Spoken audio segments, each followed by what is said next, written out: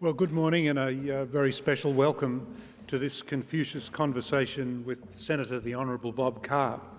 At the outset, I'd like to acknowledge the traditional owners of the land, the Bejigal people and their ancestors, on which we are here today.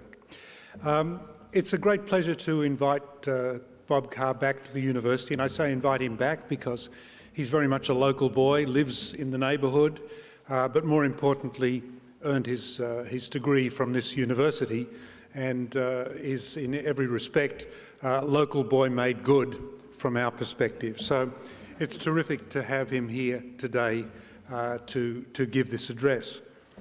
The Confucius Institute at the university is about 4 years old now, and it is an institute that is joint with Shanghai Jiao Tong University. It's a very important part of our relationship with China, and it's multifaceted. The relationship with Shanghai Jiao Tong is expanding. It's a deep relationship. I visit there a number of times. Their chair, Madam Ma, will be coming here later in the year with a major delegation, and we continue to look at ways in which we can research together, at which we can do programs together, at which we can exchange students and staff. And so it's a very important part of our relationship with China. The Institute is chaired by my colleague, the Deputy Vice-Chancellor Academic, Professor Ian Martin, and Laurie Piercy, the Chief Executive, was formerly head of the Australia-China Business Council. There are a number of people, including Laurie and Emma Xi, who's an Associate Professor, who aren't here today because they're in China, as is Fiona Doherty, who is our PVC International. So I think the fact that so many people are in China is a great sign of the critical importance of China to this university and the importance of building and deepening the relationships that we have with China. And in fact, at the end of this month, I will be going to Guiyang in Guizhou province, where I'm a member of the Confucius Institute Governing Board. So, as I say, we're really delighted to have the Minister here and delighted that we can build on these links with China and lay down some ideas that hopefully will spur further research and further teaching and further knowledge development. The Confucius Institute is working with the Australian Graduate School of Management in designing a program which is going to focus on cultural IQ, language training, and dissecting the implication of China's changing state-owned enterprises and evolving growth model on the Australian economy. So really more deeply understanding how China is evolving and then trying to help people who want to work in that field, help better educate them, is an important initiative that we'll be announcing more details of very soon. So let me now turn it over to the Senator, who's going to talk about the Australia-China partnership in the Asian century. Minister will talk to us for about 35-40 minutes, and there will be an opportunity for questions. So look forward to both his talk and your participation in what I think will prove to be a tremendous session. So, Senator Carr, the floor is yours.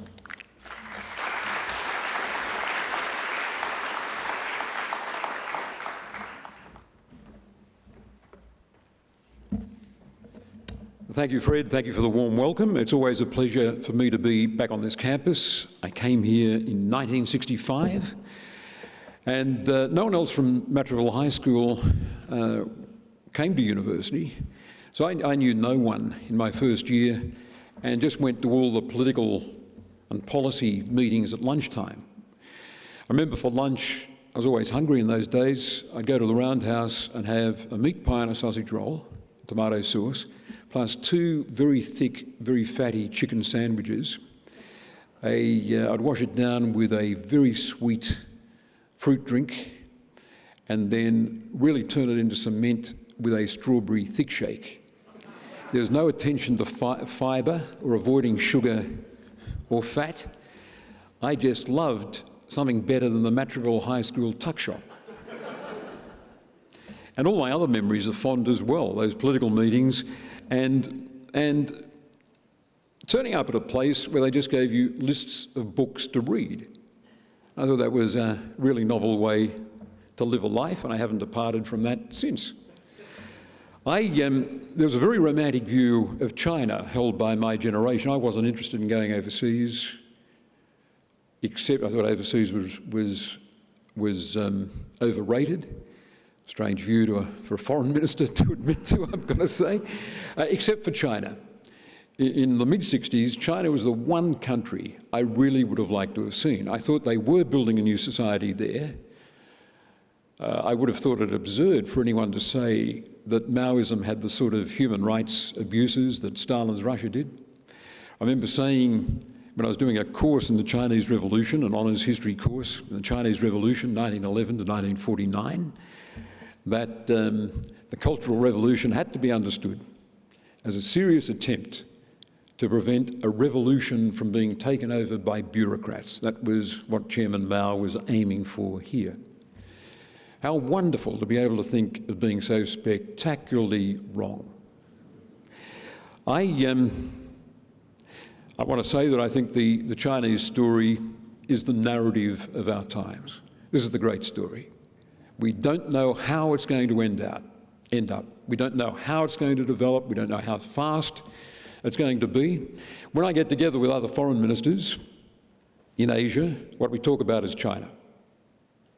We talk about whether the next leadership transition in China will be occurring under the rules we've just witnessed for the leadership transition that's gone on in the 6 months to March. It's got to be a different set of rules in 10 years' time. If so, how will they be different? What did Wen Jiabao mean by more democracy? Did he mean the rule of law? Does it mean closing down the detention centres run by the party? Does it mean more competition for office? Competition conducted under the umbrella of the Communist Party? What did he mean? What will the new leaders make of that rhetoric about more democracy in China? How fast can it continue to grow? I said, when I was talking to Joe Biden, how nice it is to be able to drop a phrase in like that. When I was talking to Joe Biden, we're talking about China, of course. Whenever we get together anywhere in the world, we talk about China. He said, well, how do you think it's going to go? That is the development of China today. I said, I think the next wave of reforms is going to be a challenge. I said, I speak with authority, not as an expert on China, but as an expert on doing things with state-owned enterprises. I privatised 3 government-owned coal mines, the TAB, a chain of betting shops that had been owned by the New South Wales government when I became Premier, the TAB and rail freight, the state-owned rail freight enterprise, 3 big privatisations. But I failed spectacularly to privatise electricity. There are too many interests tied up with state ownership. The interests were the workforce, the regions, and public resistance. If that was true in New South Wales, how much harder it would be in a Marxist-Leninist system where important people in the Politburo owe their influence to continuing state ownership of all these enterprises.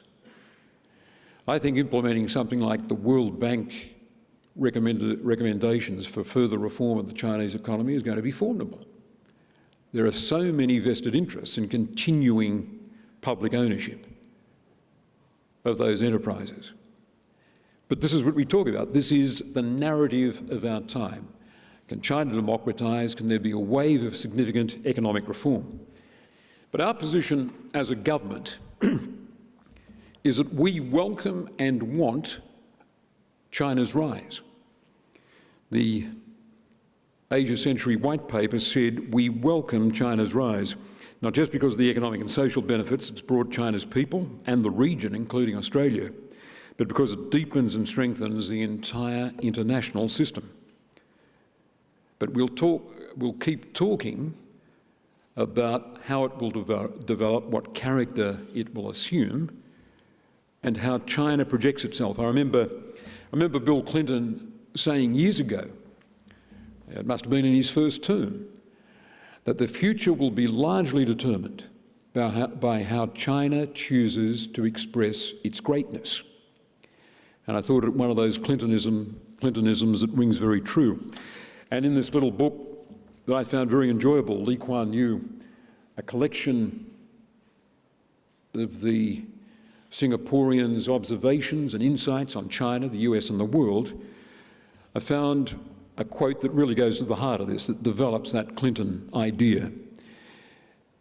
Lee Kuan Yew said, quote, "Peace and security in the Asia-Pacific will turn on whether China emerges as a xenophobic, chauvinistic force, bitter and hostile to the West because it tried to slow down or abort its development, that is, the West tried to slow down or abort China's development, or educated and involved in the ways of the world, more cosmopolitan, more internationalised and outward-looking."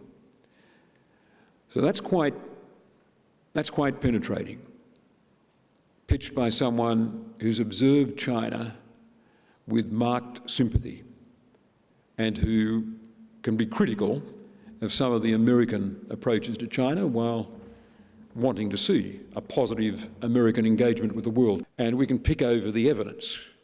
I think the evidence of the meeting between the Chinese and the American president in California is that these two great powers are capable of working consciously, calculatedly, to a more mature relationship. That's positive. But I do note from one of the most useful books on China, Shambao's book, an American scholar, China Goes Global, something of a more challenging interpretation. In his first chapter, he surveys all the contributors to the Chinese debate on foreign policy, from the think tanks, the universities, the newspapers, the party institutions. And it is striking to a Westerner how many of those centres are projecting a somewhat paranoid or jumpy or startled view of the rest of the world. I think it's he who uses the example that when the Philippines made a dash to arbitration of its territorial dispute in the South China Sea with China, the Chinese view almost universally was, America is behind this. In fact, all those of us who take an interest in the Philippines versus China dispute know that America is cautioning the Philippines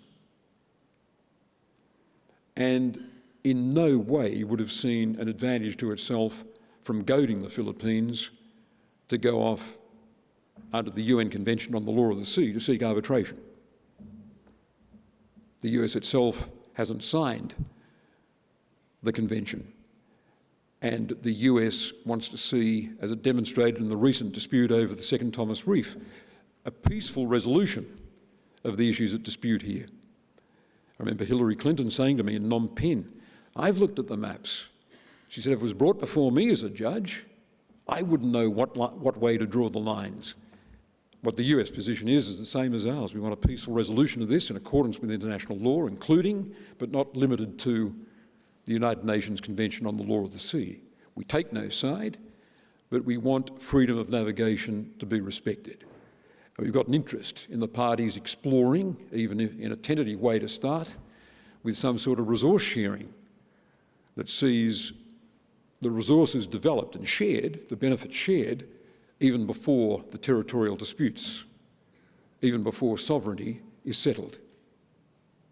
So two views on China's thinking here. And that's why, another reason I say, this is the narrative of our time. I was thinking recently about that old saw, almost almost a cliche of historical observation, that China was traumatised by the colonial depredations of the 19th century. It falls easily off the lips of any historian. And I remember it was one of the staples of the course I did in Chinese history at this university in the 1960s as the Cultural Revolution raged at its hottest in China. And we were all interested in that, tried to guess what it was about, and explored Chinese history with that at the back of our minds. It was said by everyone, the events that China suffered in the 19th century were traumatic. I never fully understood this till in a bit of reading recently, it suddenly dawned on me that for a nation that saw itself as the Middle Kingdom, a view deeply entrenched over 2,000 years, more than 2,000 years, that the burning of the Summer Palace outside Beijing and the Opium Wars and the unequal treaties that flowed from it were profoundly disturbing, just profoundly. Two quotes stand out. One Chinese nationalist saying the Western powers were tearing China apart like ravening wolves. That is an understatement. The Opium Wars beggar belief. And the unequal treaties, again, were an assault on sovereignty that reduced China, and here's another arresting phrase, reduced China at the same time as India was achieving a similar status, was being dragged down to a similar status, to shadow nations. The greatest nation in the world, the greatest economy in the world in the early 19th century, had been reduced by the end of the 19th century to a humiliated shadow nation, with a whole province being appropriated by Japan, with unequal treaties that ceded sovereignty to European powers and the United States, to the Summer Palace being burnt on two occasions, in 1856 and in 1901, and to the horror of the Opium Wars, which had widespread opium addiction early in the early years of the 20th century. The cliche has got to be worked on before you grasp the full horror of what China was treated to, and then to be compounded by the awesome suffering of the Chinese people in the 20th century, the suffering of bouts of civil war, and then the Chinese invasion, and more ruinous years of civil war, and then all the events post-1949 that the Chinese are still struggling to absorb into their history and to appreciate fully. That's why the achievement of Deng Xiaoping stands out so boldly. I've said, and I've enjoyed saying it because it goads people who are still attached to a Marxist view of the world, they only exist on campuses, so it's worth playing out here, that the only successful revolution that the 20th century saw was the revolution unleashed by Deng Xiaoping, the revolution of 1979 that gathered force after the Great Southern Tour of 1992, the revolution that introduced markets into China. And it was consolidated by Zhu Rongji and other successors to Deng Xiaoping's revolution. It was the revolution that lifted 400 million people out of poverty, and none of the Marxist-Leninist revolutions that the 20th century saw ever achieved that. This was the successful revolution of the 20th century. And now the question is whether these gains can be extended, whether the Chinese system is bold enough to embark on the new round of reforms that will power this thing further, this phenomenon further. And again, as the Premier who failed to privatise his own electricity system, who failed to sell that to the public, I see it as a formidable task. I don't think it can be assumed that those SOEs can be privatised or rendered competitive or exposed to the full blast of the market system. But China cannot go back.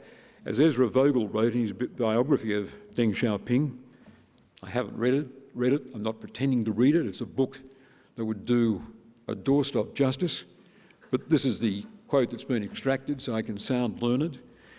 Quote, "With so many people benefiting from markets at home and abroad, the policies of reform and opening became irreversible. There was no way China could close the doors it had opened in 1978, unquote. And that's another way of paying tribute to the revolutionary nature of this little man, this feisty survivor from Sichuan, who survived the Cultural Revolution, survived 2 degrading demotions in the Cultural Revolution, and went on to take that Chinese system and to alter it irreversibly. So now the new leadership faces a reform challenge. That is, 1, the tackling of corruption, 2, sustaining economic growth while rebalancing the economy towards a more sustainable growth path, 3, reducing the dominance of state-owned enterprises in key sectors of the economy while whole regions and powerful families have got their power and status tied up in those entities, and of course how to deal with the environmental damage caused by rapid development. Li Keqiang said, "This reform means curbing government power and imposing self-revolution. It will hurt a lot." He said this in March this year. "It will hurt a lot and may even feel like cutting one's own hand, but it is what development requires and what the people aspire to," unquote. And many people have been encouraged when President Xi cloaked himself in Deng's mantle in Shenzhen in December 2012, echoing the famous Southern Tour of 1992. Premier Li has made deregulation a prominent goal. He said, quote, "We must leave to the market what the market can handle and entrust to the society what society can do." So this is challenging, and again, it feeds into this notion that the narrative out of China is the most powerful one in the world today. The Financial Times observed in April, the whole point of repairing China's economic juggernaut is to save the Communist Party, not to bury it. But it is a challenge for a Marxist-Leninist party, and there's no model, there's no roadmap for this task. China's engagement with the world,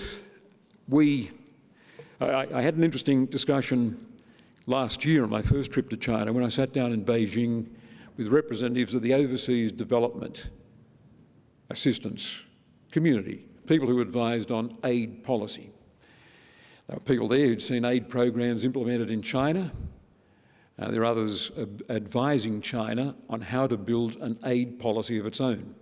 You have people observe that when China gives aid, it's very often a presidential palace or a sports stadium or another highly visible piece of infrastructure. But someone said to me something that I think is going to prove true. He said, before long, China's aid profile will resemble that of the other OECD nations. He said it might be some time, but being the Chinese, they'll implement the change overnight. It'll happen quickly. And then their aid profile will be like that of an Australia or a New Zealand or a Germany or a USA. It'll support the sort of things that we fund in the Pacific, in Papua New Guinea, for example, or in Timor-Leste. And I think that's probably a useful thing to reflect on. And it might apply in many other areas of public policy, not just in how the country delivers aid, how it implements its donor policies. The change might be a little longer in coming than we expect. It might end up being overdue, thought of as overdue. But when it comes, it will happen fast. And all of a sudden, China will align itself with OECD programs. You've heard Australian speakers, the Prime Ministers and I, make the point that we don't believe we have to choose between the US and China.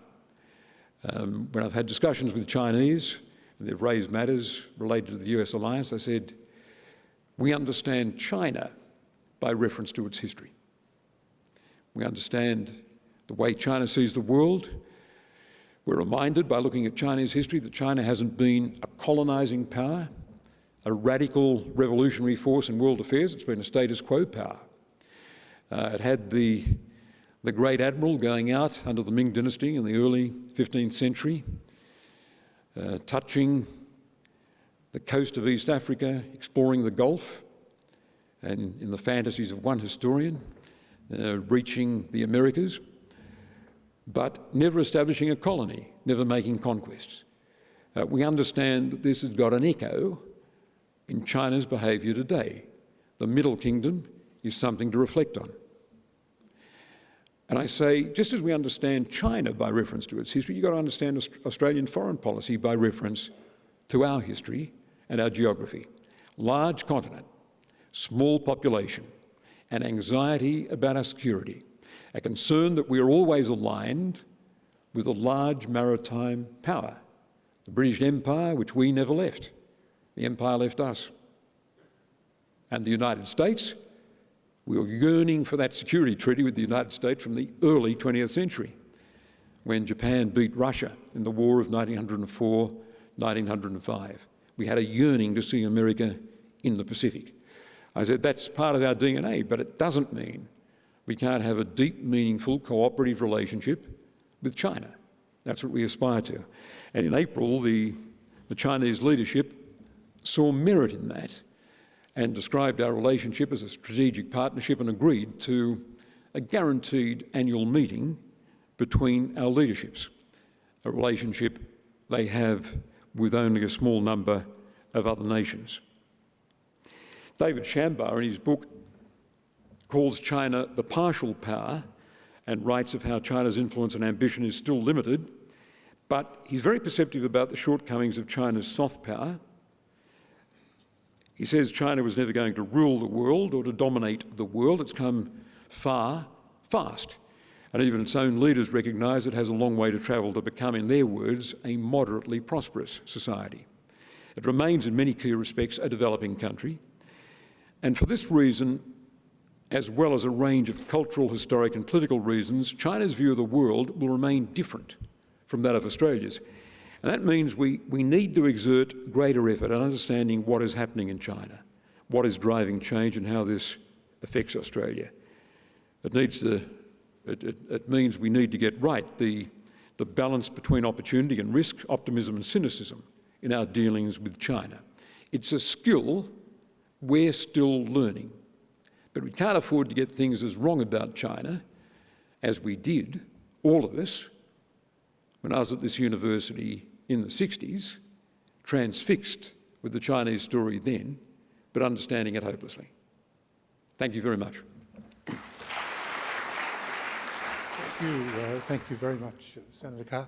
And we have an opportunity to have some questions from the floor. Mr. Carr, I'm Ernest. Just want to know that since you took over as the Minister for Foreign Affairs, how do you see the relationship between China and Australia? And going forward, what can you do that you think that the other party cannot do with establishing the relationship with China? I don't think any party in Australia can say it owns the China relationship. At one stage, we in the Labor Party were able to say that. Gough Whitlam's visit, the 40th anniversary of the diplomatic relations between Australia and China has just been marked. And a lot of work on the relationship under Hawke and Keating. But Malcolm Fraser deserves credit as well for embracing all that Whitlam had done and investing a lot of time in the relationship with China after he became Prime Minister in 1975. The Conservatives in Australia in 1975 did not revisit Taiwan. They accepted the policy signed up to by Gough Whitlam. So no party can say it owns the China relationship. I wouldn't say that. I would say that Julia Gillard can be very, very proud that while being enormously respected as a leader in Washington, and Americans were surprised by the contumely she received in Australian domestic policy. They thought very highly of her. She, at the same time, through patient diplomacy, persuaded the Chinese leadership to commit to an annual dialogue, Chinese and Australian leaders. And that did, in the Chinese words, lift the Australia-China relationship to a new level. If our government's defeated, I'd hope that Tony Abbott would overcome his Anglosphere, his primitive Anglosphere bias and make a commitment to this relationship. Where do you see opportunities for collaboration between Australia and China? Well, maybe Fred can take this up because 2 days after Prime Minister Gillard's successful visit in Beijing and mine, Francis Adamson, our ambassador, said, a vice-chancellor for a major Australian university was there, and said the tone for his reception, or her reception, she didn't give the name away, had been markedly warmer in the wake of the upgrade in the political relationship. So let's nominate university education as the first most obvious area for collaboration. Yeah, I certainly second that, and I think if you look at what Bob talked about, he talked about really the framework within which a relationship develops, and then the underpinnings of that. It seems to me education has been central, and it's very important. Both the research side, where there's a great hunger from the Chinese universities with excellent facilities to engage with researchers, and Australia is attractive for that reason, the flows of students. But then we have trade, and trade has been expanding. It will have ups and downs, but it's on a good trajectory. We have cultural exchange and appreciation of what each of us see as fine art, as fine literature, and it enriches both our societies to see that develops.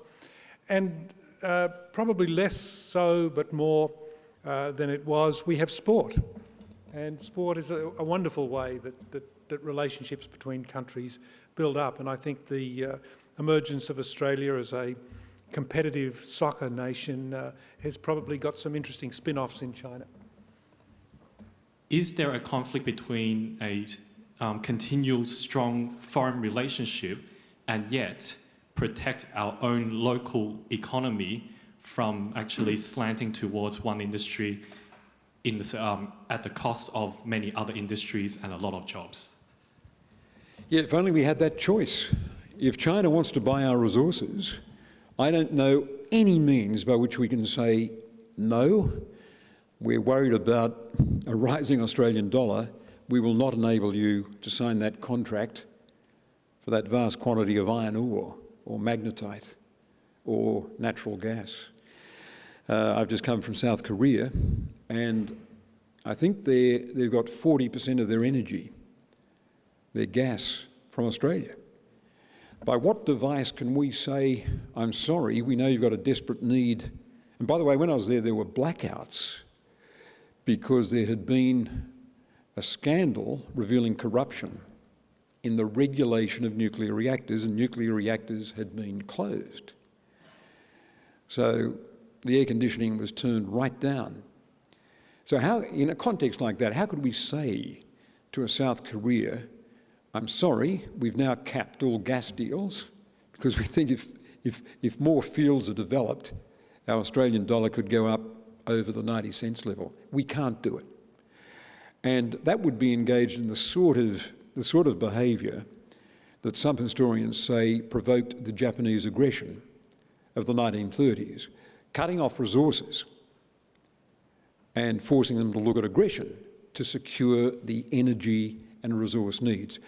China needs security on 3 fronts: resources, energy and food. And we've got to give it to them.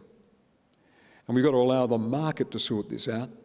And our response to looking after specialised manufacturing and services is to make ourselves a really competitive economy. Every time I go to Asia or the Gulf, I'm struck by Australians up there providing services. This is true of Qatar. I was in Doha, there was a reception for Australians, and among all the others, there was a woman from Sydney who was designing the mental health system for Qatar. And Asia, China, is full of Australians providing services. So we've got to work that up. When I had a reception for Australian businesses in Shenyang, the capital city of Liaoning province, they're all there in education services, and their hotel management businesses. Enormous growth. I met on my last trip to China, I met an Australian who's organising 2 tours of Uluru. That's all he does. That's the centre of the business. So we've got, given the Chinese market, we've got fortunes to be made. We shouldn't be apprehensive, just make our economy as competitive as we can, but I don't know of any policy tool that enables us to curb the rising currency that goes with a roaring trade in resources.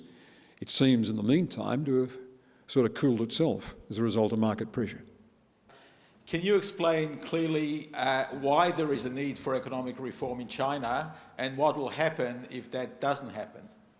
Well, the World Bank report that was commissioned by a branch of the Chinese government is seen, I think, as the guidebook on this. It talks about freeing up the finance sector, about privatisation of those state-owned enterprises, about allowing prices to float, and about seeing that a thoroughgoing market system is accomplished in every sphere. That World Bank report is seen as the benchmark roadmap for reform. Without it, you ask why it's important, without it, China will be trapped. It'll be the middle income trap. It won't complete the trajectory that Singapore and South Korea, Singapore has completed, that South Korea is completing, that Japan famously completed before any other Asian nation, into rich world status. Reform will enable China to move beyond middle income status into rich world status, like Singapore, like Japan. Without reform, there's a consensus. It'll be trapped more or less at the level it is now, especially as the demographic shock in the middle of the next decade hits, when you have retirement from those who entered the workforce, who come from the generation before the one-child policy was introduced.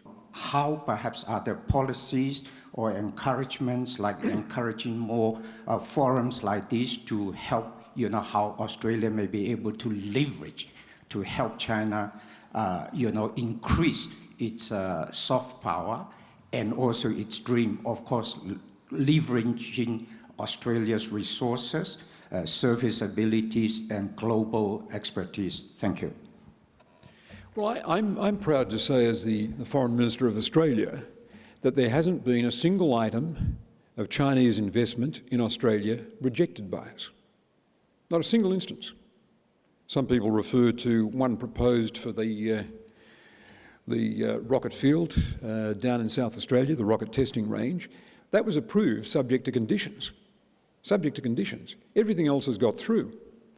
And the big examples recently are the food bowl proposal for Northern Australia, Tully Sugar, Cubby Station.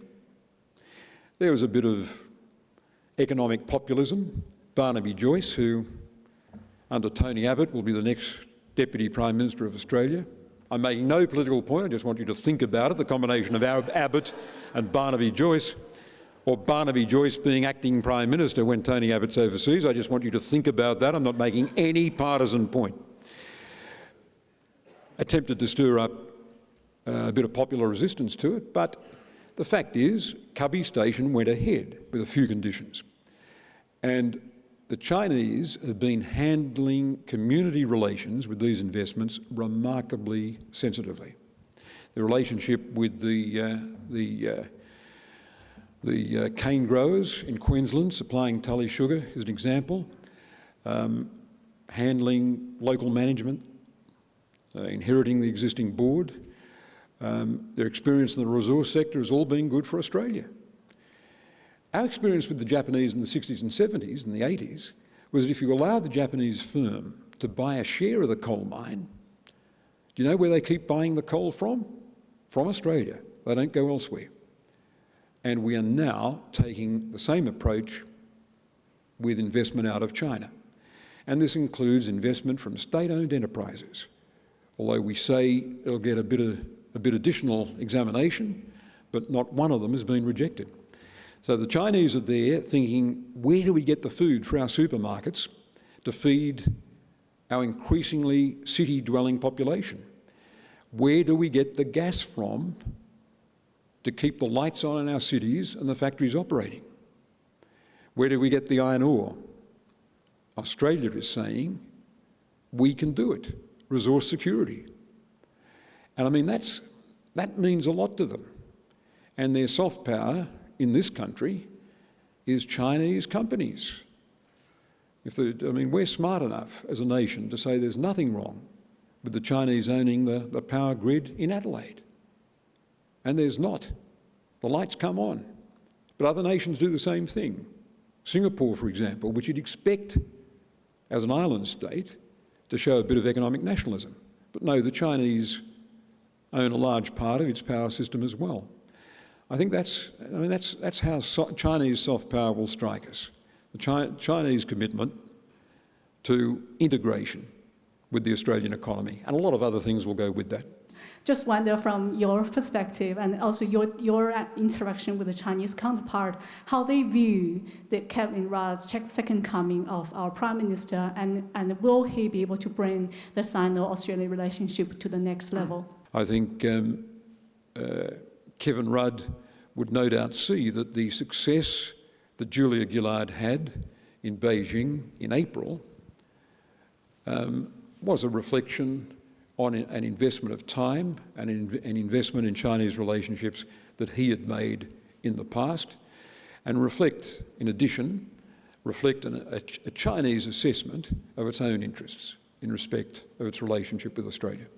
What do you think the China dream is, and how will Australia engage with China on perhaps even helping articulate what the Chinese dream is or how it can affect Australia? Well, again, I refer you to that useful Lee Kuan Yew quote.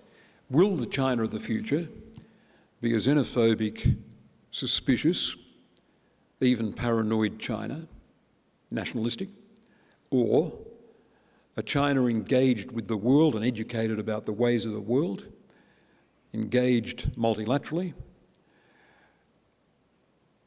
and involved in all the world's forums? Now, we've always supported Chinese engagement. We've always supported engagement with China. And while we'd never compromise on attending to Australia's national interest, and that means continuing to nurture the Australian-American relationship in security,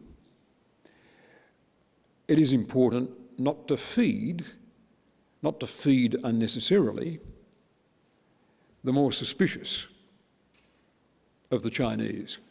Shambar's book is useful because of the summary in one chapter, as I said earlier, of the range of Chinese institutions making input into the foreign policy debate in China. And some of them are, to us, disturbingly nationalistic. I think we need engagement. We need to be talking to these think tanks, to these editors, to these professors. We need to have them here. We need to have them talking to Australian scholars and Australian journalists and commentators. The more they know about our society and the open, continuing, unending debate of a freewheeling society like Australia, the less likely they are to be disturbed and suspicious of the things we do and the positions we adopt. Before my time, Australia announced the rotating marine presence in Northern Australia, and it was done in a way that to some critics, I'm not aligning myself with these critics, but it was done in a way that to some critics, Paul Keating was among them, took China by surprise and maybe others in the region. It'll take us some time before the dust settles and we can look as Australians at how that decision was made, how it was announced, the context in which it was announced, and whether it might have been done differently. The Southeast Asians have interesting perspectives. I mean, Thailand, Singapore, Indonesia, others in the ASEAN world.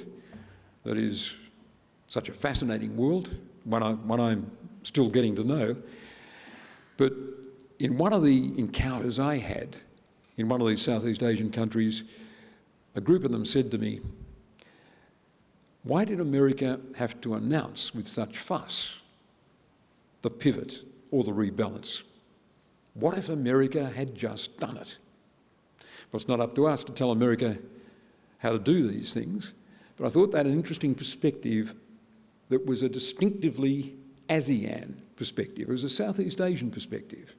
Why not just do it with less fanfare? I'm not putting it forward as advice to America, but it might be useful advice for us. The understated light touch of the ASEAN world might be useful for Australians. When I've visited Asia, I've avoided that old sense that Australians only turn up to give lectures and deliver 5-point plans. I don't think we should get into the position where we're hectoring our neighbours. And an Australian diplomat told me a long time before I was in this job, we're just having a chat when I'd retired from politics, he said that when he worked in Thailand, he'd visit the foreign ministry, he'd visit the MFA, and be walking down the corridors, and he said the response around was, "Oh, here's an Australian diplomat, it must be another plan." Now this is way back before 2007. You make that very clear. It was back before Labor was elected. But there was a sense, he said, that Australia's always trying to sort out the place, to reorder the place, to put forward a plan. And there seems to be a different flavour to diplomacy in the ASEAN world, and I've been trying in a modest way to align our approach more closely with it. My question is, you said in your address that China has a very different view of the world on certain things, and that's something we kind of need to accept.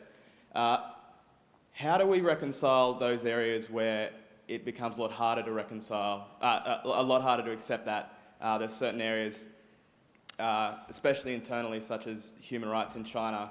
What's the role of the international community, and I guess Australia particularly, in coping with those kind of issues? Well, Australia will always be concerned with human rights. They will always figure in our dialogues with China. There's something to be said for raising these matters without a megaphone, for discussing them in the meetings with the Chinese leadership, and something to be said for our device of a human rights dialogue held on a more or less regular basis with the Chinese, where we move through the list of our concerns. The Chinese will arrive at political reform, a different way of handling a leadership transition, or greater commitment to the rule of law as a result of their own dynamic. But we should be, as a friend of China, a partner taking an intelligent interest in this. When you look at human rights in China, there is a challenge for us. Is the glass half full? Is the glass half empty? You've got millions of Chinese able to travel overseas each year.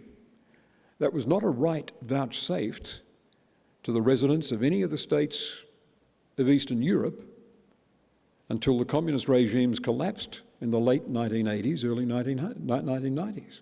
They just didn't have that right. And there's obviously more buzz and more conversation in Chinese social media than we can ever observe. One Chinese assistant minister said to me once, local government in China's got 3 hours in which to respond. If a campaign is launched against the decision of a mayor in social media, you've got to have a reply out there as mayor within 3 hours. So every now and then we're reminded that there's more of a debate than we expect, But sometimes, by our standards, it has got to be said, China falls very short of the expectations of a liberal democracy. It'll be Chinese dynamics that determine the pace of reform, but we will always be engaged, and be engaged as a friend of China committed to the success of Chinese maturation, the Chinese evolution. This great narrative that is, as I said at the outset, the grandest narrative of our time. Thank you.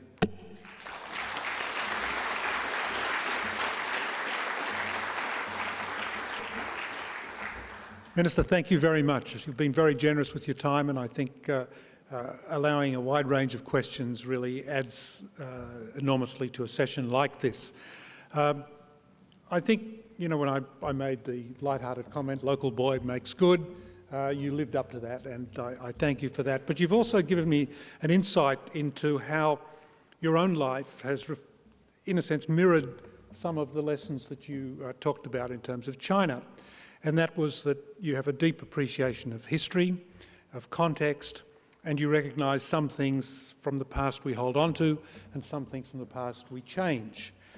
In all the years I've known you, you've loved books, and I guess the living with lists of books is an important lesson or important part of the history, of your history, that you took from here and you kept.